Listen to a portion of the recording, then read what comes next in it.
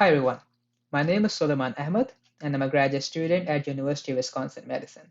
Today I'll be co-presenting this talk with Daniyal, who's a graduate student at University of Iowa. So let's get started.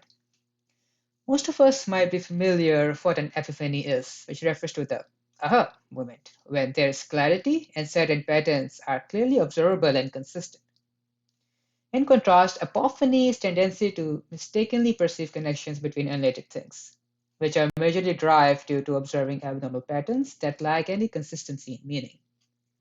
With regard to that, in this talk, we're going to explore how the specific choice for a crawling tool in a study can actually turn the study from an epiphany to an apophany, from making sense to becoming obscure, or from observable same patterns to abnormality. In order to understand why that might happen, let's first see for what purposes crawlers are used and examine what's the significance of crawler-generated data. So crawlers can be used to generate network traffic when they interact with various network endpoints. And this generated data can be used as input to website fingerprinting research, which tries to fingerprint network destinations based on the generated traffic characteristics. We also see that crawlers are used to fetch static web pages that can be snapshots of blog pages, for example, serving as input to censorship-based studies. Sometimes crawlers are also used for simulating as humans for studying ad networks and third-party trackers by running dynamic content for generating third-party requested responses. And the collected data can be used as input to advertising or tracking focus studies. The main focus or the main takeaway is that the data generated through crawlers is of different types and used in various research studies for different inferences and purposes depending on the requirements of the study. As a result, discrepancies or variations among the crawling tools themselves can drastically impact each research study differently. Therefore, with this context in mind, in this talk, we will systematically categorize the crawlers based on how researchers in the past have been interacting and using them, while in the later half of the presentation, we will empirically see how crawler selection can have a crucial impact on the outcome of research inferences. So the presentation is divided mainly into three sections. First, we will see how the crawlers are currently used in research, and we'll try to categorize them. Then we'll explore low-level differences between requests and responses generated by different crawlers, and eventually see how the low-level difference translate to high-level differences affecting research inferences and directly impacting research results. So let's dive into the survey of what type of crawlers have been used in the research community. We carried out a large extensive survey where we first used a semi-supervised approach for filtering all crawling-related publications. We then manually sifted through the papers to identify the type of crawling tools used and for what purposes. We surveyed papers published from 2015 to 2018 at the top security and internet measurement publication venues, namely S&P, IMC, PETS, Usenet Security, NDSS, CCS, WWW, and ICWSM. We found out that these 8 crawlers were the most popular choice in the total of 379 papers we surveyed. More details about the specific cells in this table can be found in a paper, but for the purpose of this talk, we would like to focus on the more interesting, not specified category. We found out that some works were using crawlers in their data collection methodology, but were not specifying any details regarding the choice of crawling tool or any details regarding the crawling infrastructure. This led us to define a strict lower bound on non-reproducibility of crawls, such as if a study carries out crawling but does not specify any detail regarding the crawling tools used, we label their crawl as not repeatable. Lack of description regarding crawling methodology or parameter values of the crawling tool makes it difficult to reproduce the crawl, but not even mention the tool itself makes it near to impossible. Surprisingly, found out that 136 publications in the survey failed to meet our criteria of reproducibility, which accounts for approximately 35% of the research studies we surveyed, which is a matter of concern for the research community. Moving forward, for the most popular callers we identified, we then categorized them based on the level of their complexity and mode of operation. The application protocol crawlers or command line crawlers are the least complex set of crawlers which are majorly used for HTTP GET POST requests, and they do not have an interface to render JavaScript or dynamic content. We call them the ALPCs. Curl and wget are two popular examples we saw in the survey. As the requirements of internet crawling becomes complex, we see that the crawling tools themselves have become complex as well, We see that some of the functions the LPC give, there are crawlers that provide wrappers around them and create a browser interface that is capable of rendering JavaScript and the ability to manipulate the DOM files, which we refer to as the browser layer crawlers, the BLCs. Something to note is that as the layer operation becomes more complex, we lose the ability to directly tune in specific HTTP parameters which are absent from BLC hyperparameter space, meaning as the layer of complexity evolves, as we provide encapsulation, we lose on some functionality that were directly tunable at the ALPC level. Furthermore, crawling requirements might need to be scaled up, such as the need for multi-instance crawls for large-scale measurement studies. In light of that, we land on the user layer crawlers, which provide the highest level of encapsulation and degree of freedom. For example, OpenWPM is an open source crawling framework that provides a wrapper around Selenium and is used for multi-threaded crawls, while Tor browser crawler provides an interface for crawling over Tor network circuits. Similarly, we see while we wrap around browser layer crawlers, we lose on some functionality on low-level features such as directly altering cache or proxy settings, which was the case in BLCs. This results in the development of broad categories that we see, and using crawlers across these categories might make crawlers itself a compounding variable due to the underlying nature of how the crawler operates, showcasing that not every crawler is made equal. Differences also arise within each of these specific categories, which we will empirically illustrate in the next section on how these differences can directly impact research methodologies. Now, Daniyal will continue the presentation from here. Thank you. All right. So my name is Daniyal. I was the second author for this paper, and so Suleman has talked about. He's given a very nice introduction as to what problem we're trying to solve, and has shed light on some of the differences that exist among the crawling tools, and has created somewhat of a categorization. And now, based on this categorization, we're going to try to see some of the differences that exist on a very generic level, and later on we're going to try to see how those generic differences translate into higher level research inferences. So in order to see those differences, we first need to come up with a framework, and the framework needs to run in a manner that is A, parallel, and B, collects measurements in a way that is able to account for some of the variables that could be confounding. So we try to account for some of the confounding variables by making sure that our architecture takes care of these three things. Number one, geolocation.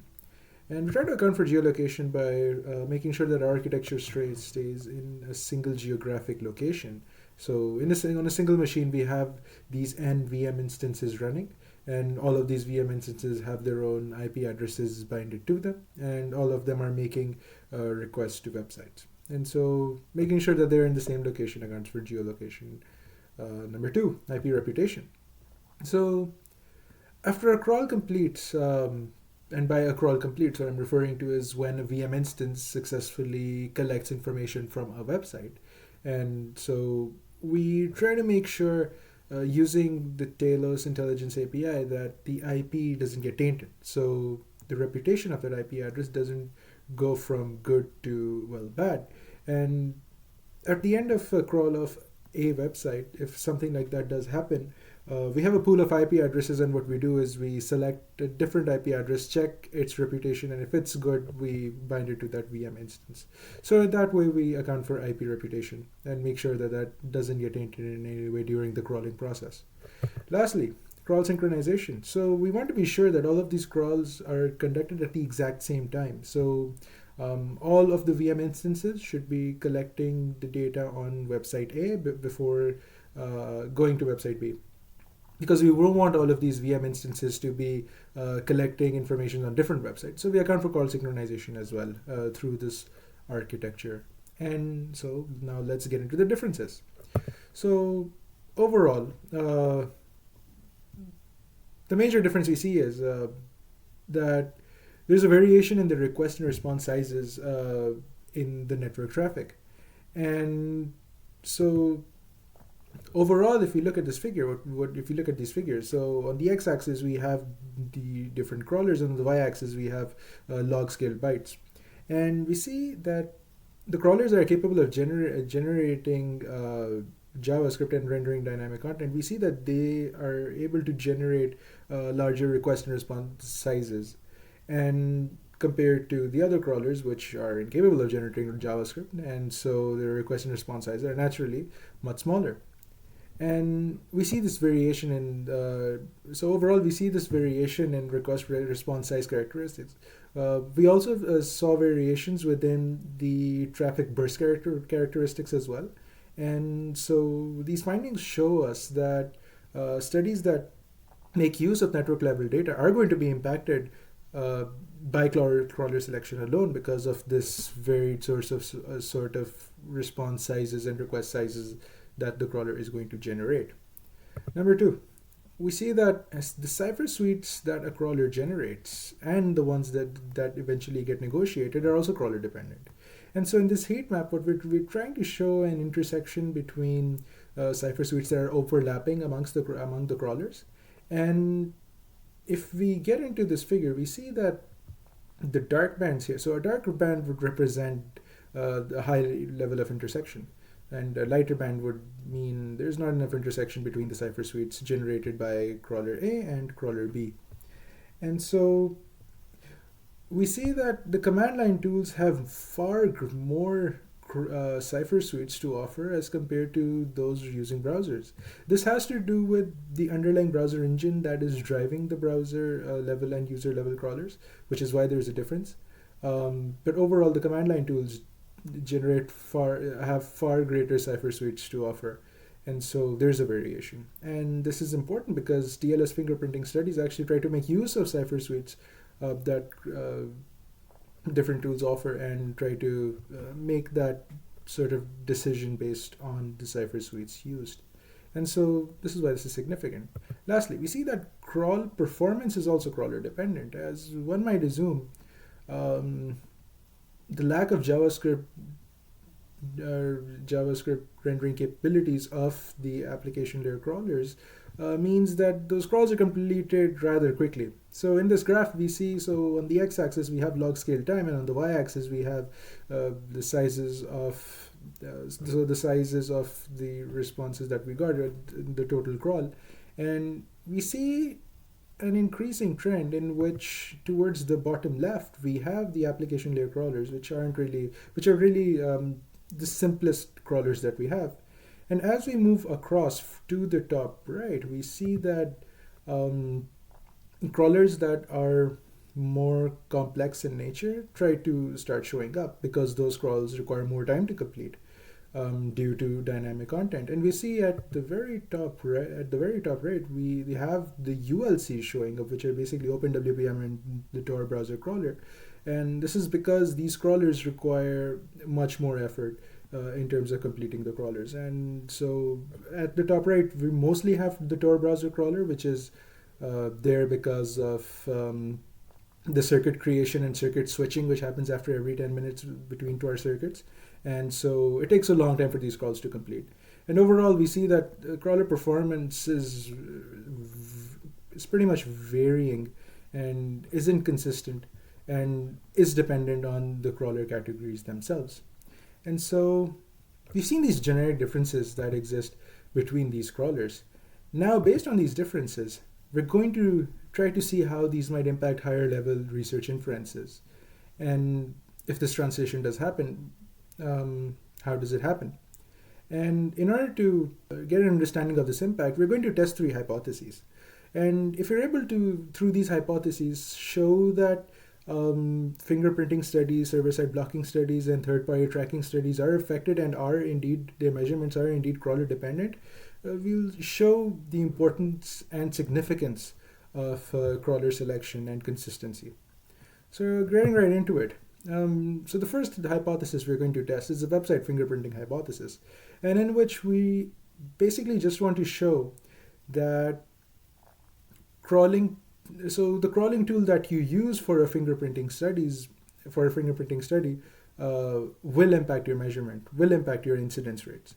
And so in order to do that, we have these crawlers, and within our measurement stage, what we did was we ran these crawls around 10 times, and then splitting through cross validation with, I believe, a 7-3 split, we tested the performance of the data generated through these crawlers through three very standard and basic website fingerprinting classifiers. Namely, in the first column we have the naive Bayes classifier, in the second one we have the multinomial Bayes classifier, and third we have Jacquard's similarity Bayes classifier. And in the rows we have the crawlers and the overall incidence rates. Overall, we see this trend that for all rows, for all crawlers, Jacquard's does the best, followed by naive Bayes, and in the end we have multinomial Bayes. Um, and this is true for all. So if we take Selenium, Jacquard's does 91%, naive Bayes does 86%, and multinomial Bayes does 72%. The same trend follows for all of them except for the Tor browser crawler. The reason it's not true for the Tor browser crawler is because the Tor browser crawler has explicit defenses in place for website fingerprinting attacks, so it sort of messes up the measurement. So not really going to talk about the Tor BC in this case, but overall we see this trend between these three. Now, if we're going to show that inconsistency becomes an issue, and to do that, we come up with a toy example in which we say that, hey, let's have researcher X who comes up with a classifier. For the sake of this, in this example, let's say it's the Jacquard similarity classifier. The researcher is going to get an attack success rate of 91%, and say, hey, Jacquard's gives me this success rate. This researcher can test the performance of Jacquard's against multinomial Bayes, see that there is a 9% difference, and overall Jacquard's is a fairly decent and fairly nice classifier to work with. Now researcher Y could come up with the second classifier, or known as the naive Bayes classifier, crawl the exact same of websites that researcher X crawled, generate that network traffic, run that data through the naive Bayes classifier that he made, and say, hey, researcher X's classifier gave an attack success rate of 91%. My classifier gives an attack success rate of 95%, and we crawl the same set of websites. Therefore, the classifier that I have come up with is a better website fingerprinting attack classifier as compared to the other one. But that's not true. And the reason that's not true is because there's an unfair comparison that is being made here. The naive Bayes classifier made by researcher Y should have been evaluated through data that was generated through Selenium, because it is the underlying browser characteristics that are causing these variations between the data generated between these crawlers. And so consistency is really important. And we see that the website fingerprinting hypothesis does hold true, because it doesn't only hold true in the sense that the attack incidence rates are going to be different, but it also shows that the inconsistency can have a much bigger consequence that would be in the form of incorrect conclusions being made. And with that said, let's move on to the second hypothesis, the server-side blocking hypothesis. Now, in order to prove this hypothesis, we need to show that servers discriminate differently based on the crawlers that you will use. And in order to prove that, in this table we have a bunch of things that are going on here. So let's simply talk about the success rates. If there's another column that we're going to use, I will explain it on the fly. But anyway, so if we consider the success rates, we see a trend. And the trend is as follows. We see that the command line tools have a higher page load success rate as compared to the browser layer crawlers. Now what is a success rate? A success rate is basically we ran a crawl, we made a request to a website, and we got a 200 status code, indicating that the page load was successful. So we see that the command line tools have higher page load success rates as compared to the browser layer crawlers, despite their inability to render JavaScript. And so the reason this happens is because websites defend themselves using distal networks, and distal networks make use of JavaScript execution in order to identify whether a browser is actually just running an automated instance. And so because the command line tools are not using any JavaScript at all, they basically slip through the cracks and aren't caught by those checks in place. So that's the first thing. Secondly, we see that OpenWPM is the best out of all of them. And the reason that's true is because while running these crawls, we turn on bot mitigation, bot detection mitigation. And bot detection mitigation, what it does is um, it chains together some user interactions. And so because those action chains are there by in an automated way, we're not doing anything. Um, it does better than the browser layer crawlers in which we haven't ran any which we haven't put those defenses in there on our own. And so OpenWPM isn't blocked as often as the other guys. We also see that OpenWPM sees that the crawls that were ran through OpenWPM also had fewer captchas that showed up. And overall, what we're able to show is that studies that are trying to uncover discriminatory behavior might do well if they use OpenWPM because of the better performance that it gives us overall. So we've shown through this, so we've shown that the server-side blocking hypothesis that also holds true because we see that websites are discriminating based on the category of the crawlers uh, in this hypothesis. Lastly, we'll now talk about the third-party tracking hypothesis. Now, in order to prove this hypothesis, we need to show that the prevalence and prominence of online trackers is crawler dependent. So changing crawler from A to B would mean that the trackers that you see are different. And so the difference between prevalence and prominence is in the power law distribution. What that means is prominence assumes that, so in prominence, you assume that a user is more likely to visit the more popular websites than the less popular ones, whereas in prevalence, you sort of assume that there is a flat distribution and users are equally likely to visit all of the websites, regardless of their ranks. So the prevalence heat map, you can't really see much there. That's why we don't have those in the slides. But the prominence one helps us see some of the trends. And so trend number one, you see that the application layer protocol crawlers group well together. Due to their lack of JavaScript, trackers pretty much treat them the same. That's why the light bands and the dark bands are pretty much the same. So the reason these bands are dark and not light is because so in the third party tracking hypothesis, what we do is we test the prominence of all of them and compare it with OpenWPM as the baseline. And so a positive rank would indicate that compared to OpenWPM, this tracker, we saw this tracker much less. Whereas a negative rank would indicate that compared to OpenWPM, we saw more of this tracker, therefore it has a higher rank. And so that's how the ranking system works, which is why we have these dark bands, and in some places we have dark bands, and whereas in other places we have lighter bands. So, all right. So the second trend we see that the BLCs, instead of the BLCs grouping well together, there is a shift. The shift is that Selenium and OpenWPM, the trackers prominent on them, are grouping well together. And there's a very good reason for this. The reason for this is that both of them use Firefox as the underlying browser engine. And so it's not the crawler category that is making this noticeable difference. It's actually the underlying browser engine that is causing these differences to exist.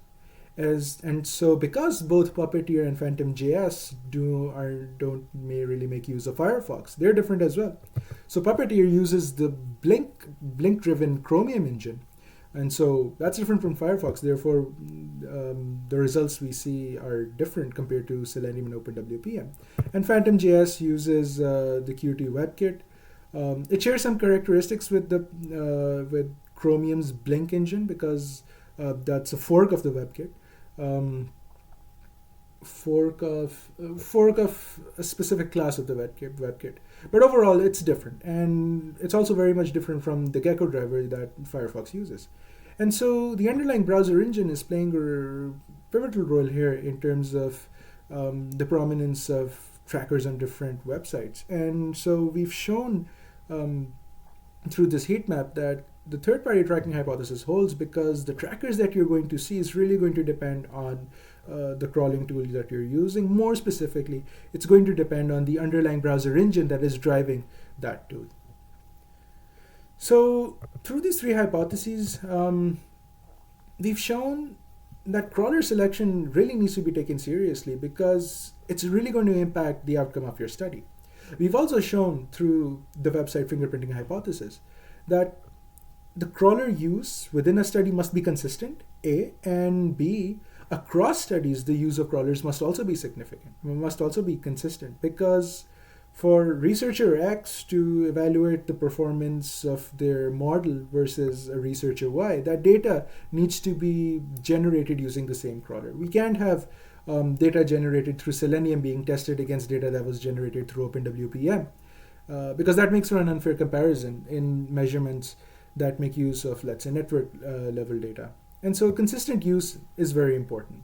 Lastly, we've seen through our survey that there are 35% of papers that fail to mention the crawling tool that was used. So ideally, we want additional configuration details. If the authors have set flags in certain ways, those configuration details are important for repeatability purposes. And so we feel that those details need to be provided. So we have the tool versions and the underlying engines they were driving, and we feel that this is important because someone else who would want to repeat our study would need to use these tools. Otherwise, there are going to be differences. And so at the end, take these differences into account. Otherwise, your study is going to turn into an Apophany from an Epiphany. Thank you.